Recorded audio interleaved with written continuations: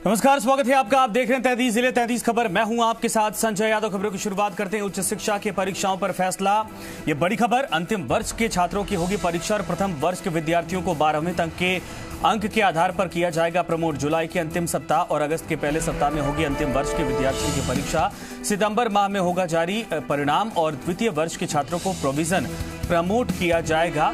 31 दिसंबर तक स्थिति सामान्य होने पर करवाई जा सकती है परीक्षा और ऑब्जेक्टिव विकल्प के आधार पर हो सकती है परीक्षा। परीक्षा अवधि को 3 घंटे की जगह किया गया है 1.5 घंटे का। एक ही दिन में 2 पेपर आयोजित करवाने का फैसला लिया गया। 50% प्रश्न सॉल्व करने की परमिशन दी गई है। ललित हमारे साथ। ललित, पूरी डिटेल साझा करिए।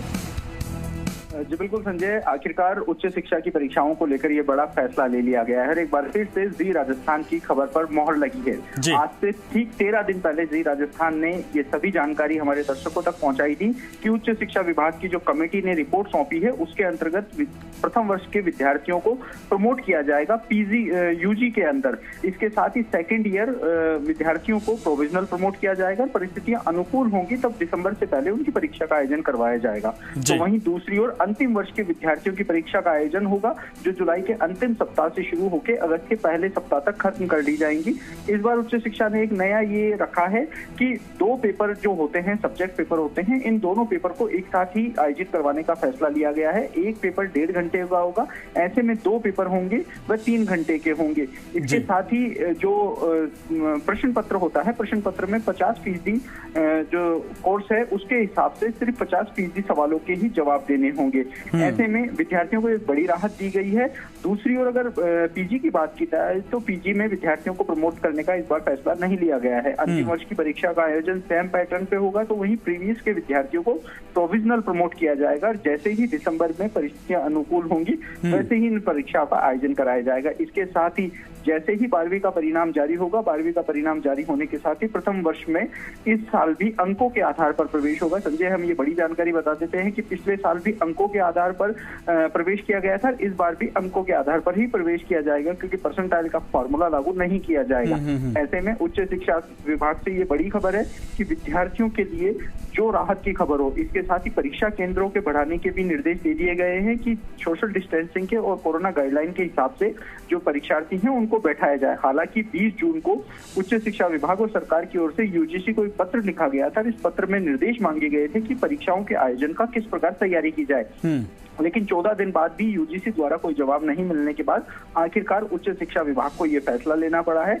उच्च शिक्षा मंत्री भंवर सिंह भाटी ने हालांकि ये कहा है कि यदि यूजीसी की ओर से कोई दिशा निर्देश आते हैं तो उन दिशा निर्देशों के आधार पर कुछ बदलाव किया जा सकता है। लेकिन जैसा कि अभी तक यूजीसी की ओर से उच्च शिक्षा की परीक्षाओं को लेकर कोई दिशा निर्देश नहीं दिए गए हैं, तो ऐसे में परीक्षाओं का यही शेड्यूल जारी रह सकता है। तो वहीं अंतिम वर्ष की जो परीक्षाएं होंगी यूजी और पीजी की, इसका परिणाम सितंबर के महीने में जारी कर दिया जाएगा। तो आज की विद्यार्थियों की तकरीबन 30 लाख विद्यार्थियों के राजस्थान के, उनके लिए बड़ी खबर है कि उच्च शिक्षा विभाग ने परीक्षाओं को ललित, चूंकि 20 लाख की आबादी अच्छी खासी बड़ी होती है, ऐसे में व्यवस्था करना, चूंकि कोविड के प्रोटोकॉल की भी पालना करवाना है, ये सरकार के लिए कितना बड़ा चुनौतीपूर्ण होगा। दूसरा, 1.5 घंटे का पेपर करवाया जाएगा और वहां पर गैदरिंग ना हो।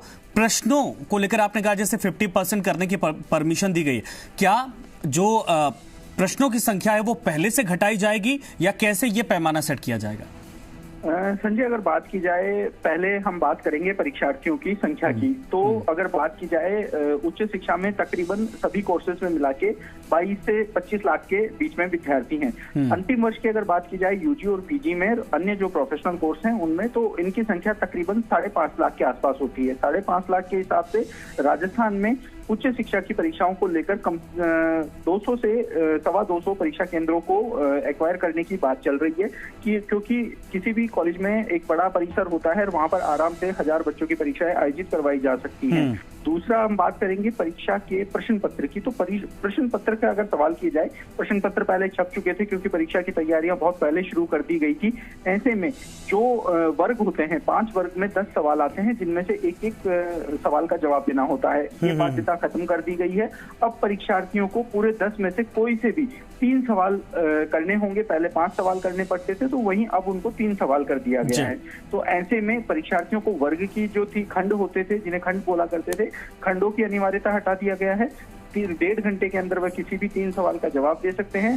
जैसे ही 1.5 घंटे में पहला पेपर खत्म होगा, उसके बाद तुरंत ही जो द्वितीय पेपर है उसकी परीक्षा की शुरुआत हो जाएगी। परीक्षा बिल्कुल सही आपने कहा ललित, और इस पूरी तमाम जानकारी के लिए धन्यवाद। साफ तौर पर यह है कि बड़ी खबर इस वक्त आई, लगभग 20-22-25 लाख के आसपास संख्या बताई जा रही इन छात्रों की, और ऐसे में अब उनको लेकर समय सीमा भी बता दी गई है और अब तैयारी शुरू कर दी जाएगी।